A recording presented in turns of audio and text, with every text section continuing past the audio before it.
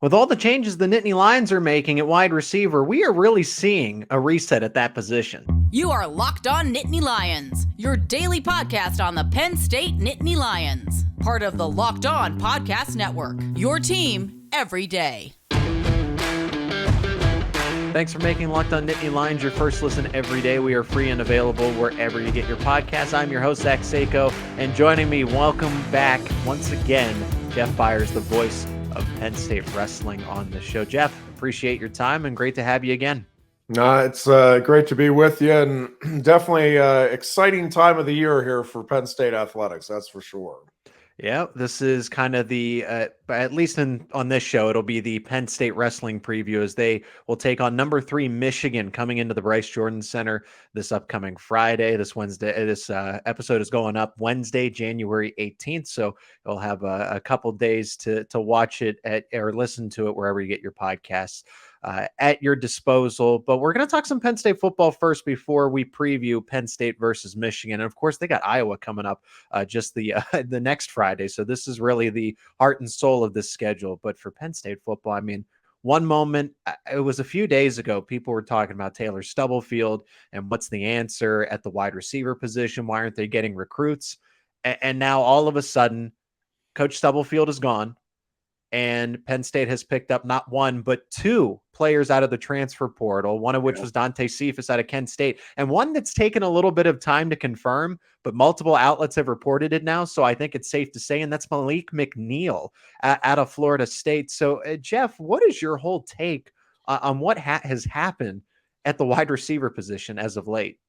Yeah, I mean, it's very interesting, obviously. And, I think overall good news for Penn State. And I think, I am really curious and just for curiosity's sake, wondering, whether Stubblefield, whether it was just the lack of production, behind the top 2 guys, which, I mean, you can make, that would seem reasonable as a reason for his release, or if there's something else going on. And I mean, the something else could be, who knows, personality conflict, other issues that we may or may not ever know about. It just, at the top end, they were getting good production. Obviously, they're getting guys into the NFL. That being said, they did not get a lot of production after those top 2 throughout the season. And so, I think bolstering what they have now in terms of the depth at that spot with the transfer portal is good news. And listen, I think the fact that they have everything else in place makes it very likely that they are going to get a very good hire, and probably whoever it is that James Franklin wants in that spot. Because I think when you look at the program overall, and if you're a wide receivers coach, why would you not want to go in and work with the guys that are going to work on the other end of Drew Aller? I mean, that seems like a pretty good spot to be.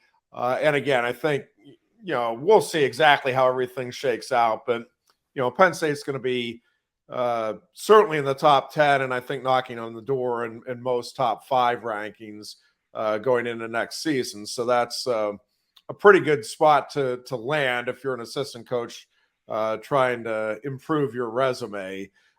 So again, I don't know what happened here with Stubblefield. And it was interesting the way everything kind of went down with the transfer portal. You got one, you lost one, you got one, you kept them. And now you got, as you said, a second one. And I think, overall, I like the direction of the program, and it feels like, this thing now is still kind of riding the wave of momentum that the program finished up this past season with. Yeah, and I think that conversation's kind of going on right now where Penn State's going to rank in that preseason top 25. Some still say a fringe top 10. I think they're in the top 5 for sure to start. I think 5th or 6th is going to be the place that they begin, but personally, I have them at 3rd or 4th right now. I'll go through some more rosters at a later time. But do you think there could be a reset at the wide receiver position, Jeff? I mean, because you have Keandre Lambert-Smith coming in, but now Malik McNeil feels like he can be a factor out there. And then Dante Cephas seems to be that Jahan Dotson and Mitchell Tinsley type of receiver, not necessarily, he's going to have the same production as Jahan Dotson, but basically he comes in to be the X, which means he's going to be the number one and have the most responsibility in terms of running routes with Drew Aller.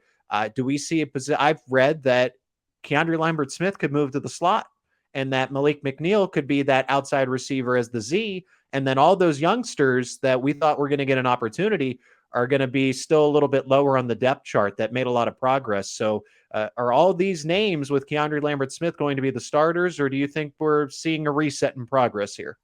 Yeah, I think you're seeing a reset to an extent, but I think the other thing is, and this is what all really good programs do, right? Is you want that competition, and if you have a chance to upgrade the talent pool, you do it, and that's just the way it is. And I was talking with somebody earlier today, and that they're kind of miffed. They're like, well, yeah, but you made a commitment as a program to these kids, meaning the younger kids that are coming up. And the commitment's still there, but it's not a guarantee that we're just going to hand you the job because you've been here a year.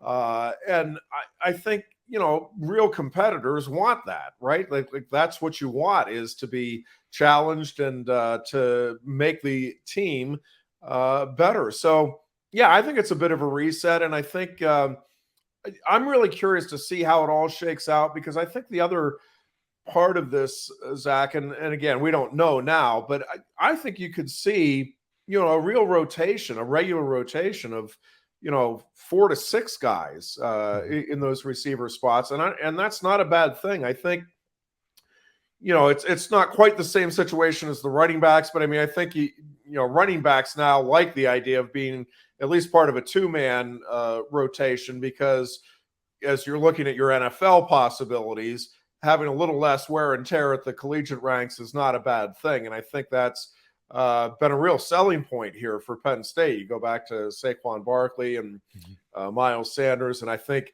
again, getting some depth in that room is a good thing. And again, I get that the pounding at wide receiver is not exactly the same as running back, and these guys want the ball as much as possible. But that being said, I think getting some real depth there, and guys that you can count on if somebody does go down or needs a breather after a big play is important if you're looking to take that next step, which Penn State obviously is, in trying to get to the playoffs and trying to win another Big Ten title next season. So, to me, this is all good news. And, the hope is, I think if you're Penn State, if you're James Franklin, that some of these younger guys kind of take the challenge and say, no, I'm the guy. It doesn't matter who you bring in here.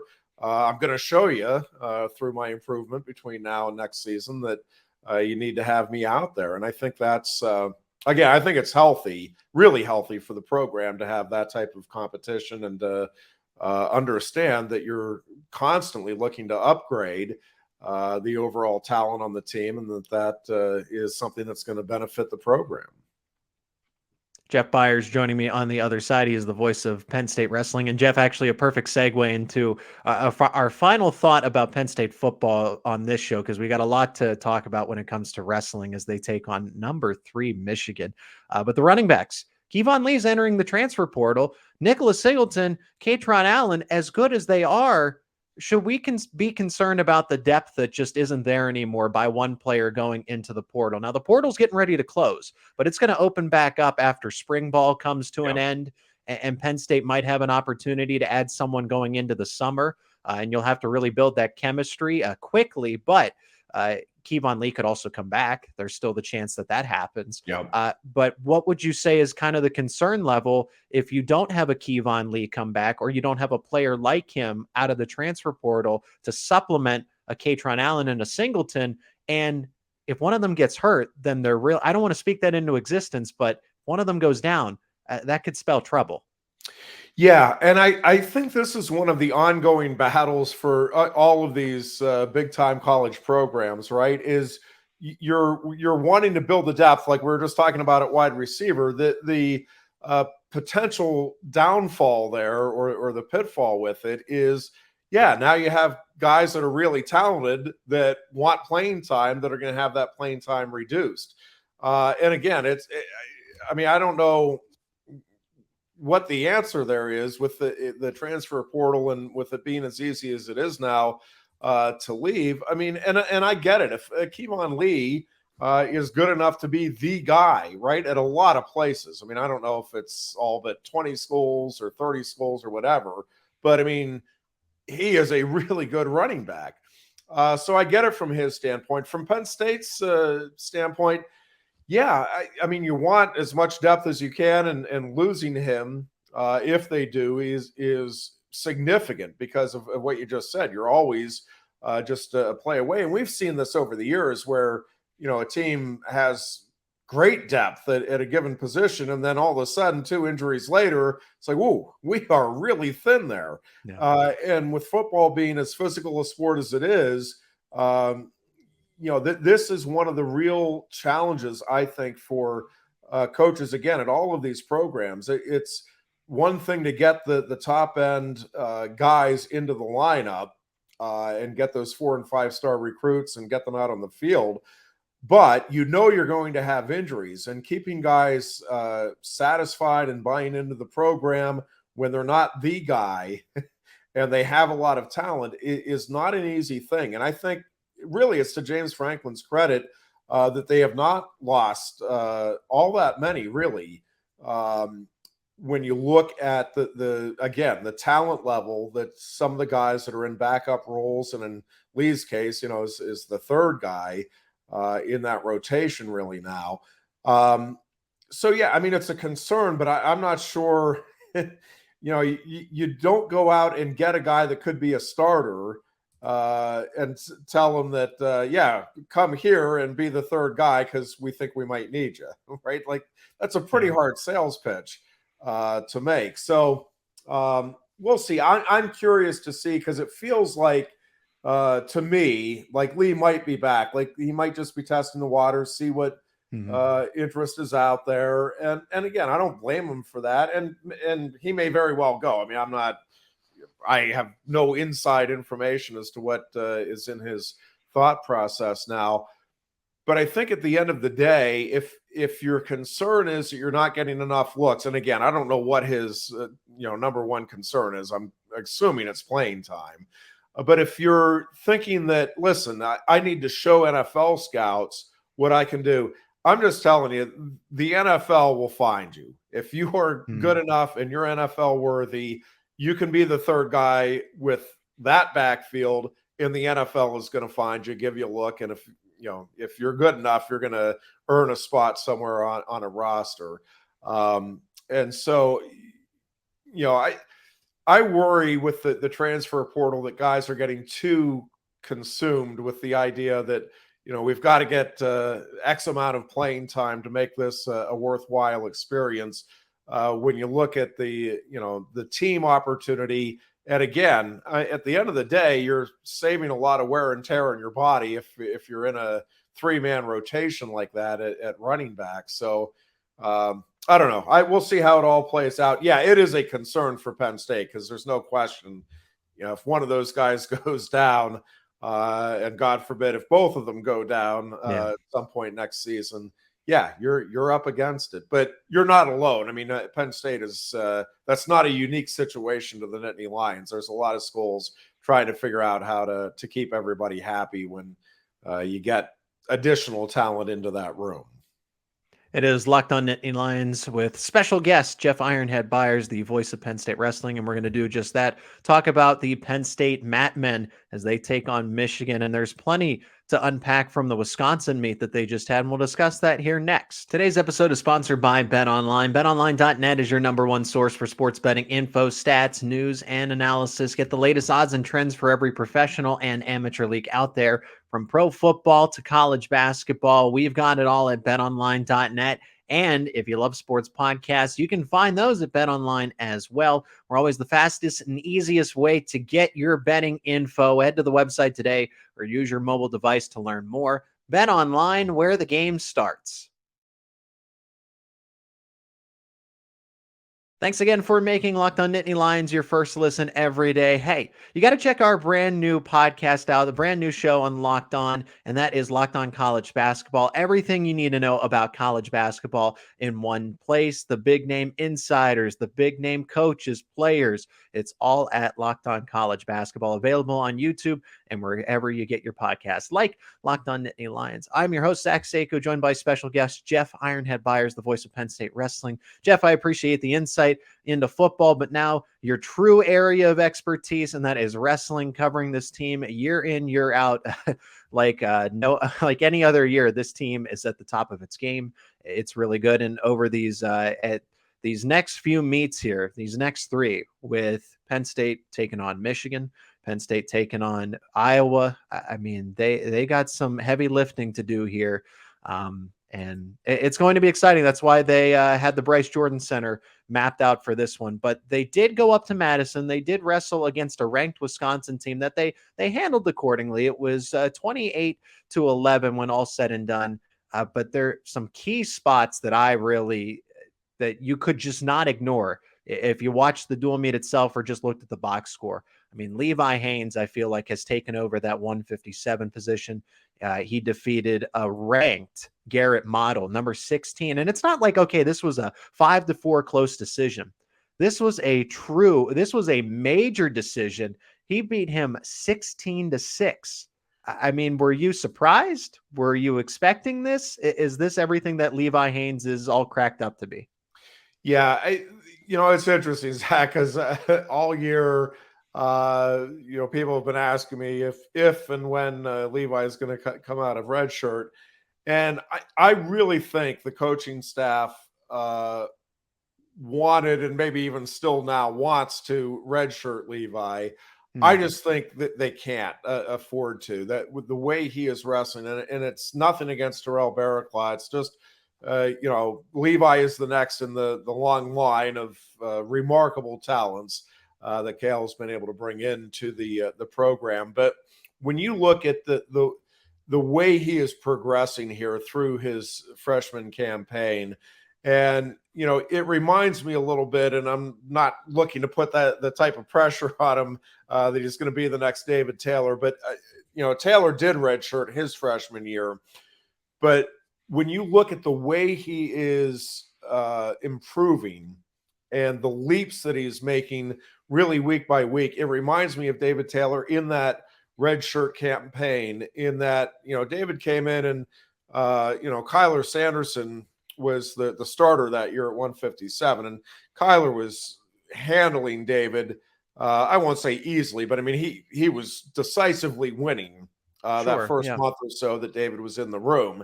And by the time January rolled around, Taylor was handling him pretty consistently. And again, that year they kind of had decided they were going to hold off and save up for 2011, which obviously paid big dividends that following season with the first of Cale's national titles. But I think Levi, when you look at the big picture stuff, could Penn State win the national title without Levi Haynes?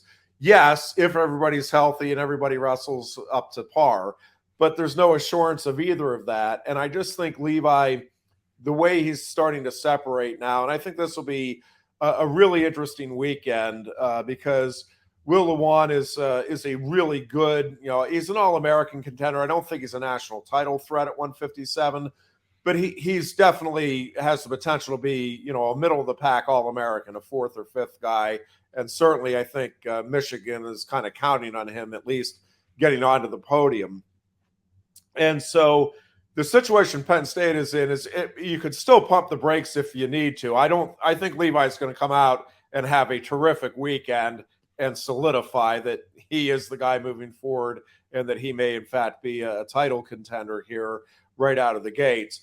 But if, he goes out and it's like, oh, wait a second, he either wins a really close match with Lewan or loses, and like you're not sure, it's his fifth date of competition. So if they see something Friday night that makes them think, maybe we got a little carried away, they can still keep the red shirt on. Again, I am not expecting that to happen.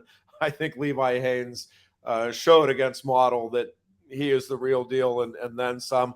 And again, I think the improvement that he's going to make between now and March is probably going to be as significant as anybody on the team, just because, again, he's absorbing. He's still in the learning process, and he's one of those guys, like all of the great ones Penn State has had. He really does learn from each match, and he applies those lessons to the next one. And again, I really do think by the end of the year, I don't know that he's going to win the title, but I think he's going to be a legit contender. I mean, I think he's going to be one of the 4 or 5 guys who could have their hand raised on Saturday night in Tulsa. Wow, you heard it here first. Big Ten, and then hopefully national championship as well, where it really gets nitty and gritty. Now, the Murderers Row handled business, Starace, Brooks, Dean, and Kirkfleet, but I want to include Alex Focundo in that bunch, but he didn't wrestle out in Madison. I imagine this is injury related. I don't need you to give me a doctor's note, Jeff, but just should we be concerned about Alex Facundo's absence, and is he going to be available for Michigan? Yeah, he got a little dinged up, and I thought he was a virtual certainty to wrestle this weekend, and he has not had any setbacks, but I'm not sure that it's a guarantee right now that he's wrestling this weekend. They are wanting to be a little cautious and make sure that they don't do something silly at this time of the year and re-aggravate something before it's completely healed. And again, it's nothing major. He will definitely be ready to go by March. I'm just not sure. I'm really hoping he goes this weekend, because I think he has 2 really big opportunities here against Michigan and Michigan State, and especially against Michigan with Amin. Yeah. Cameron Amin, I think, is up to number 5. I saw in the Intermat rankings today.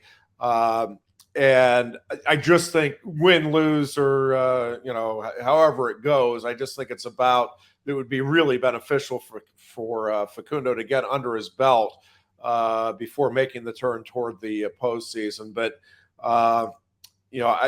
I'm not sure they're going to make a final decision until they see how Alex is feeling and, talking everything over with the medical staff.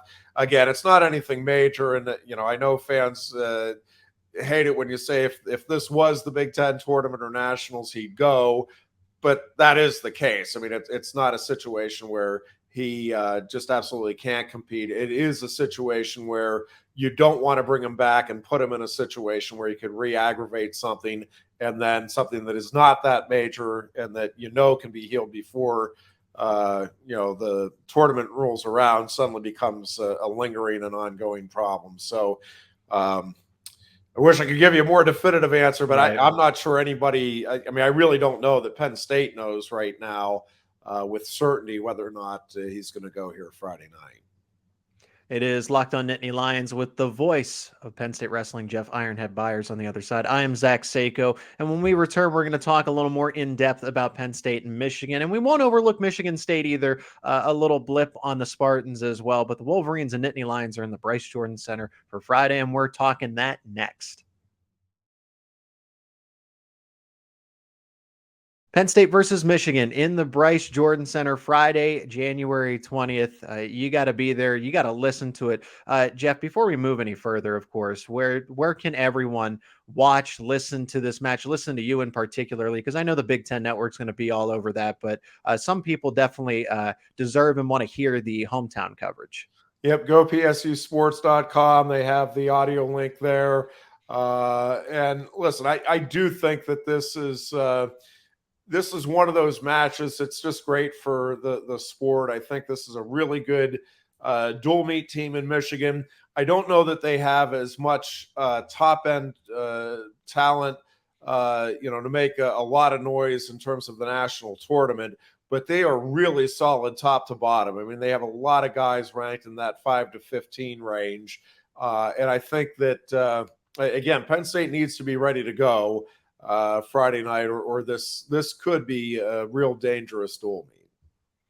And I know locally it will be carried on radio 1037 and 1043. That is the local coverage on the FM radio if you are in the State College, Penn State area. But yes, go PSU Sports if you want to hear Jeff on the call starting at 6:40 p.m. Eastern time this Friday. So logistics out of the way. Michigan's coming in number 3 overall. It depends where you look at the rankings, but in the coaches poll, we'll listen to the coaches here. They have them at number 3. Penn State is the consensus number 1 team. So it doesn't really get any better than this until it comes to Iowa. But Wolverines first. We talked about Levi Haynes, and he's got an interesting matchup, like you mentioned, with Will Lewan, who is the younger brother, if I'm not mistaken, of NFL tackle Taylor Lewan. Yeah. So athleticism just runs in the family here. But is that the matchup you're most excited for? Which one are you circling? I really like Roman Bravo Youngs at 133, and of course the end of it all at heavyweight. So if you had to maybe rank those 3 from top through bottom, who do you do? Which one's the most exciting? Yeah, if Focundo goes, and that's a big if, but him and Amin is probably for me. I'd have a tough time choosing between that and the Haynes Lewan bout as to the one I'm most excited about, because I think both of those are bouts that could go either way, and will kind of give a definitive feel for where those 2 freshmen, true freshman and Levi Haynes and redshirt freshman and Alex Focundo are on the national stage right now. And I just think, again, win, lose, whatever, I just think those are good bouts to get under your belt right now as freshmen and be able to put into your learning experience as you make the turn toward the postseason. So for me, those are the 2 bouts I'm most looking forward to. Obviously, you're going to have number 1 versus number 2 at heavyweight, and that'll get a lot of interest. In my mind, I mean, Greg Kirkfleet, had Mason Paris's number last year, and I think a bigger, leaner, more confident Greg Kirkfleet. Yeah. I mean, I know Mason Paris is obviously getting better too, but I just think Kirkfleet is going to separate even further is what I think is going to happen in that particular bout. So, that one probably on paper would be the match of the night. I just, and we'll see. I mean, I could be proven completely wrong. I just think Kirkfleet will win that one. I just think his offense is going to be too much for Paris from the neutral position. And then, the other one that I am just interested to see, again, just kind of where we're at here is Shane Van Ness and Chance Lamer at 49. Again, I think Van Ness should win that, but, how much separation is there? And, probably more about how Shane wrestles that bout. Again, as you're looking to kind of separate yourself from the lower part of the top 20 and vault yourself into kind of the top 8 type of thinking if you're a freshman. So I think that's an important bout in the overall scheme here too. Those are probably the bouts I'm most looking forward to. 141 could be a little bit of a dangerous one for Bo Bartlett too, but again, I just think Bo's wrestling well enough now that I'm not expecting that to be a real close bout. It may be close score-wise. I guess I should say I'm not expecting Bartlett to ever feel threatened and feel like he's in danger of letting that one get away. Yeah, I look at this one and I take some of the expert opinions in, because it seems like the consensus on the outside is that, well, Michigan and Penn State are going to go back and forth, and then it's going to come down to a winner take all type of setup at heavyweight at 285 between Mason Paris and Greg Kirkfleet. And you and I kind of looked at each other right before we hopped on this call on the show here, and we said that's not going to be the case. I'm looking at these head-to-head matchups, and I think Penn State's going to be well ahead of 6 points when it gets to 285. Yeah, I think there's going to be a lot of good bouts, competitive bouts, but I mean, on Penn State's paper, I guess, coming out from the Penn State perspective, I mean, I think Penn State, and I'm not predicting this or expecting it, but I think Penn State can win 9 of the 10 bouts. I mean, 125, Jack Medley is rightfully a prohibitive favorite over Gary Steen. Mhm. But after that, I mean, there's not a bout there that I'm looking at saying, oh, yeah, chalk that one up for Michigan, definitely. Yeah. And I think there are some that, pretty definitely you chalk up for Penn State. So, at the end of the day, I'm trying to be impartial, but I really think Penn State's going to win 7 or 8 of the 10 bouts. I really do. And that's, if Focundo wrestles. Obviously, if Focundo doesn't wrestle, 25 and 65, I think are pretty definitively in Michigan's column. But if Focundo goes, I think Penn State has a legitimate chance to run the table in the final 9 bouts here Friday night. Yeah, I completely agree. I mean, I look at 149 and 157 and I say those are toss-ups because of who you're getting, who the guys are drawing. 165, I think, is in that case too. Hopefully Facundo is available. But I look at 174. I look at 184. I look at 197. And that's where I think Penn State's going to get bonus points. If Michigan's going to win any of those other weights, it's only going to be because of a decision. It's not going to be a major or a tech fall or even a pin. So, and I think Penn State in those like 174, I have no doubt in my mind that Carter Starachi is going to get a 5 or a 6 point decision there. Yeah, no, I agree with you. I think Penn State has, again, Medley at 25, excuse me, could get bonus points for Michigan. But after that, there's probably 2 or 3 weights that Penn State could get bonus, or you would look at it and say, yeah, that's a pretty realistic possibility. And then again, there's a couple bouts that in my mind, that they could go either way, regardless of rankings. But at the end of the day, again, I think Penn State does get some bonus points and wins. Again, I think if Focundo goes, Penn State wins at least 7 of the bouts, and to me, kind of worst case scenario, Penn State wins 6 and gets, at least as many, if not more, bonus points in Michigan, which makes it pretty hard then for the Wolverines to find a path to victory there. And I know Penn State and Michigan is the headline matchup. And again, that's Friday. And you're going to have coverage beginning at 6:40 p.m. Eastern time on gopsusports.com, Jeff. But I don't want to gloss over the Spartans because they're still tough Big Ten competition. Penn State's back in Rec Hall on Sunday. I know that's a 1 p.m. start Eastern time. And again, you'll be on the call for that as well. But how can Penn State stay level-headed after coming off the high of wrestling a number 3 Michigan team going up against an unranked Spartans team? Yeah, and I do think that's going to be the challenge for Penn State, right? Is to zero back in, take care of business here on Sunday. They'll obviously be a heavy favorite over Michigan State. Michigan State has some really good individuals. Chase Saldate is really good at 157. Again, Levi Haynes, I think we're going to find out this weekend just exactly where he is, and I expect that the news is going to be excuse me, very good for Penn State, because I just think he's primed for a big weekend and a big stretch run here. But these are 2 really good matches for him to be able to get at this stage of the season, to kind of, again, get the measuring stick, but also get a feel for a couple of different styles of guys that are going to be comparable to who he's going to have to be to get where he wants to be at the end of the season. So, and Michigan State is a solid dual meet team. Again, tournament wise, I think they're going to have a tough time. I'm not sure there's a surefire All-American in the lineup. They could end up with probably 3 All-Americans if things go right. But I think, for Penn State, it's just going to be a matter of, all right, let's refocus, not take anything for granted, just go out and wrestle, have fun, and, hopefully build off of a good showing Friday night, and then try to keep that momentum rolling into next Friday when the Hawkeyes come to town.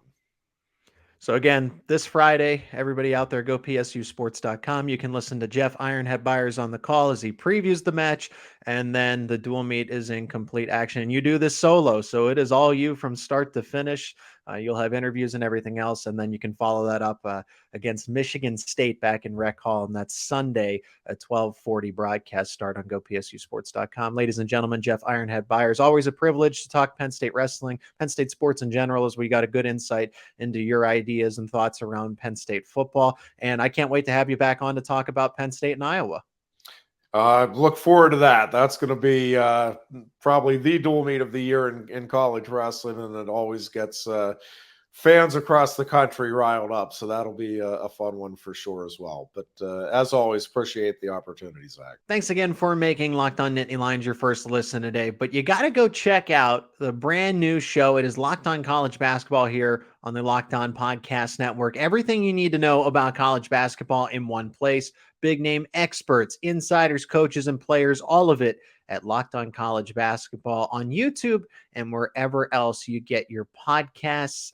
Before I let you go, just want to remind you, please subscribe to the YouTube channel for Locked On Nittany Lions. Like your favorite episodes, comment any feedback. I like the debate going on about who should be the next Penn State wide receivers coach. I'm a firm believer it's Bobby Ingram. You're not going to change my mind otherwise. I think he's the right fit with the time that he's played in the NFL, the time that he's coached in the NFL, and also what he's done in the collegiate ranks as well. He's got the resume, and he is the only choice as Penn State's next wide receiver coach. But we're going to continue to discuss that, the running back position, key changes in the transfer portal, additions that they picked up like a Malik McNeil. It is all coming up here soon on Locked On Nittany Lions.